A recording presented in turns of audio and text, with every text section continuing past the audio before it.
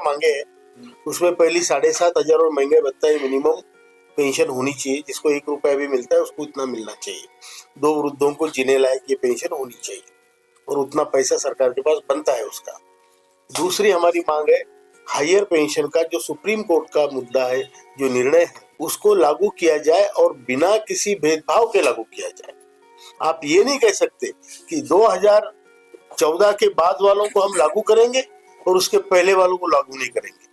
ये जो bureaucratic jugglery ये लोग कर रहे हैं वो गलत है। सुप्रीम कोर्ट का निर्णय अगर है तो सबके लिए है और वो सभी पेंशनरों को जिनकी इच्छा है, जो पैसे भरने के लिए तैयार है, जो पैसे भर सकते हैं और उनके एरियर्स उनको मिल सकते हैं, ऐसी हालत में अगर उनके 2-4-6 हजार रुपए पैसे में भरते हैं तो इसमें सरकार को कोई आपत्ति नहीं होनी चाहिए, क्योंकि वो पैसे की लेन देन है।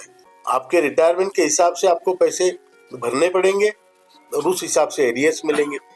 तो ये जो है वो जो भेदभाव की भूमिका सरकार या ब्यूरोक्रेसी ले रही है कि 2014 के बाद वालों को तो हम देंगे क्योंकि उनको एरियर्स कम देना। जो पुराना फॉर्मूला उस दिन आपने इंडिया गेट में मेरे से चर्चा की थी, डिवाइडेड बाय 70, फॉर्मूला वही लगाएंगे वो, लेकिन उसकी ऊपर की जो न्यूमरेटर्स है वो बदलेंगे। हिसाब से कर रहे हैं, उनका ही चल रहा है ब्यूरोक्रेसी का।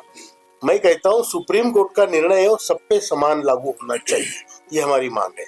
दूसरी बात, इन्होंने क्या किया, 2014 में जब आदरणीय प्रधानमंत्री जी ने 1,000 मिनिमम पेंशन की घोषणा की, तब इन्होंने 12 महीने का जो औसत निकालते थे पेंशन लास्ट का 7 महीने कर दिए, सॉरी।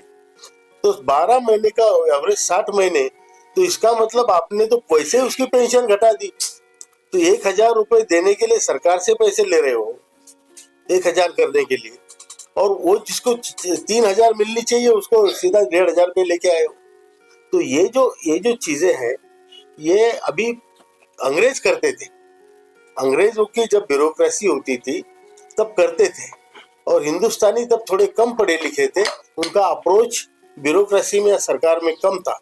अब ऐसा नहीं है, अब हम लोग जागरूक हैं और हम जानते हैं कि भैया तू क्या कर रहा है, कौन सा फॉर्मूला है तेरा, ये कौन सा तूने फॉर्मूला लगाया है यहाँ पे। उस दिन जैसे आप बात कर रहे थे डिवाइड बाय 70, क्या होता है डिवाइड बाय 70? अरे आप लाइफ एक्सपेक्टेंसी से डिवाइड कर रहे हैं तो उसको क्या पैदा होने से पेंशन दोगे क्या आप जिस दिन से वो रिटायर्ड हुआ जब तक वो जिएगा मरेगा, उसका जो कॉमन हिसाब है लाइफ एक्सपेक्टेंसी का, 58 में रिटायर हुआ, अगर 70 में मरता है तो 12 से डिवाइड करो, 70 कहां से लाए हो भाई।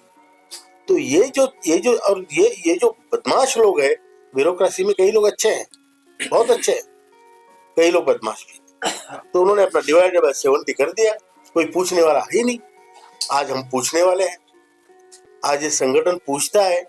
और देखिए, हर चीज संख्या के बल पे नहीं होती, उसमें जो सत्यता है वो भी तो होनी चाहिए, और वो काम समाज के किस भाग के लिए कितने बड़े स्तर पे उसका इफेक्ट होगा ये भी तो देखना